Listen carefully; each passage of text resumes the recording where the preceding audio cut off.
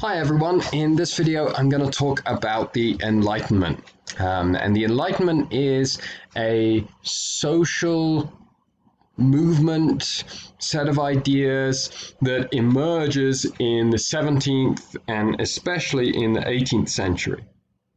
And in many ways it's a culmination of some of the trends that we've seen so far in the class. And in particular, it's a culmination towards emphasizing human independence, the independence of individual human beings from outside authority. So we've seen this a little bit when I talked about the Renaissance, spirit of the Renaissance, the spirit of trying to understand what the limits of individual excellence. We've seen this with the Protestant Reformation. Rejection of a Catholic hierarchy interpreting the scriptures. It's the whole thrust of Luther and Calvin. Individuals can interpret the scripture for themselves. And now we're seeing it with this period of scientific achievement, sometimes called the scientific revolution as well. The difference is that with the Protestant Reformation, there's an emphasis on the individual working out their salvation for themselves. But that emphasis is predicated on human beings being fundamentally sinful. See this with Luther. Luther sees human nature as inherently flawed. What the Enlightenment does is see this. Hi students, in this video I'm going to talk about the Enlightenment. The Enlightenment is a social and a cultural movement and a set of ideas that emerge in the 17th century and into the 18th century. And in some ways is a natural progression from a lot of the ideas and movements that we've already been studying in the class. The Enlightenment is going to emphasize in particular the independence of individual human beings, and opposition to any kind of hierarchy and authority in society. And so we've kind of seen the beginnings of this already. We've seen this a little bit with the Renaissance, the idea of let's see what is the most that an individual human being can achieve. We've seen this with the Protestant Reformation. Luther and Calvin reject the Catholic hierarchy. That's the Catholic bishops and priests and the Pope, reject their authority to interpret Scripture. Instead, they claim the right of individual Christians to interpret Scripture for themselves. Now, the premise on which Luther and Calvin make this argument is that human nature is fundamentally flawed, fundamentally depraved. And we see this extended into politics with Hobbes. Hobbes says human beings are naturally competitive and violent towards one another. That's why we need a powerful sovereign. So it's kind of a little bit paradoxical. You have a religious emphasis on independence that contributes, along with all the religious wars, of course, to a political focus on hierarchy and power. With the Enlightenment, you see the Enlightenment coming out of the period of scientific achievement that I was talking about in the last video. So you move from human beings are fundamentally flawed and we have all these religious wars to look at all the scientific achievements that human beings are reaching at this time.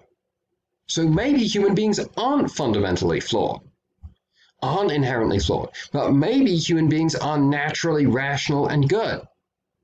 And maybe because human beings are naturally rational and good, they should be free of hierarchies and authorities.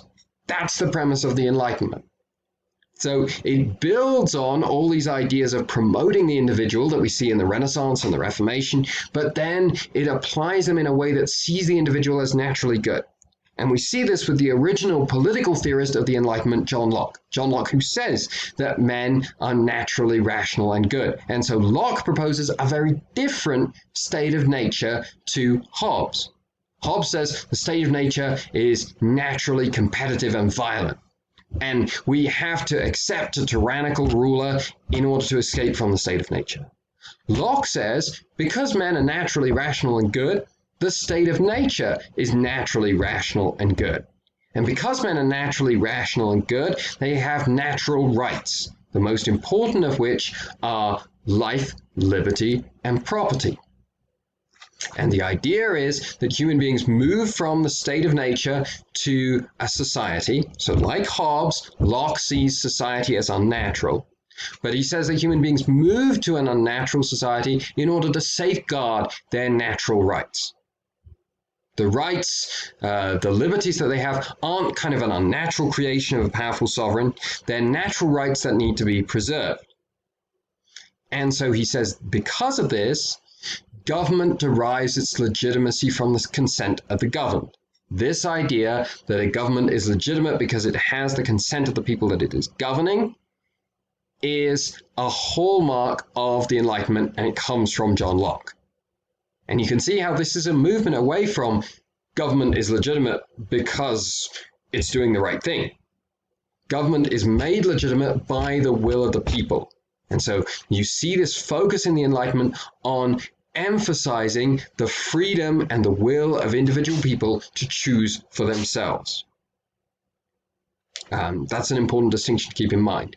And we see this applied also to religion by another Enlightenment thinker, Voltaire, who says our lives should be based on reason. Religion should be something private. Religion shouldn't be something that's a part of our everyday lives. Well, sorry, religion isn't something that should be a part of our everyday public lives. Religion is something that should be kept private and should be kept separate. And separate from the running of the state. So you shouldn't have religious beliefs influencing the running of the state. For Voltaire, religion is something that's irrational and therefore something that needs to be private. Believe what you want. Again, you can have these Enlightenment principles and you can have religion. Lots of Enlightenment thinkers did, but it can't be a public religion, or it can't be a religion that's used to influence public affairs, because that seems to be impinging on the naturally rational and good actions that people will follow. Okay, that's two Enlightenment thinkers, two important ones. Locke, the idea of government, Voltaire with his attitude towards reason and religion. The last one that I'm going to talk about is the Wildcard, Rousseau. Rousseau starts from the same principle as Locke and Voltaire. He says that men are naturally rational and good, and that the state of nature is rational and good. But for Voltaire, unlike Locke, human beings didn't create a society in order to safeguard fundamental rights. Human beings created a society as a tool of oppression and control.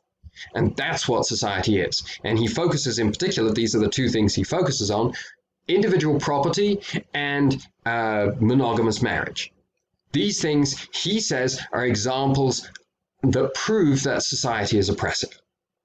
And so we're kind of stuck with society. Rousseau doesn't believe that we can get back to the freedoms of the state of nature. We're stuck in this society, but we have to try and break down societal norms as much as possible, because every time you have a norm, that's in some way oppressing people. That's in some way oppressing their free will. And remember, independent will of the individual is what's being promoted here by the Enlightenment. And so this is the way that Rousseau is much more radical than Locke and Voltaire. But both of these schools of thought, you can still find them in modern social and political thought today. We find that these Enlightenment ideas are going to be disseminated through salons and coffee shops, and partly it's to do with a change in the practice of reading, a change in the culture of reading that's happening at this time. Whereas, and as always with history, these two things reflect one another. The change in reading helps the Enlightenment to spread. The Enlightenment also drives this change of reading. So it becomes a virtuous circle for the Enlightenment. The change is that in the past, people read only a small number of books and read them in a very detailed way, almost to the point of memorization. Now with the Enlightenment, there comes a focus instead on reading as widely as possible. reading as widely as possible in order to bring in the most knowledge, to be aware of all the different perspectives that are out there. And so this means that all the ideas of the Enlightenment, all these new ideas that are coming up, are going to be adopted into the sort of canon of classic texts and are going to be read more broadly than they would be otherwise. And you can see the spread of the Enlightenment in the emergence of what we call enlightened despots. This happens in the 18th century. 18th century, you start to have rulers who say, I still want to be a ruler. I still want to have power. Because, of course, the Enlightenment is a challenge to the idea of monarchy.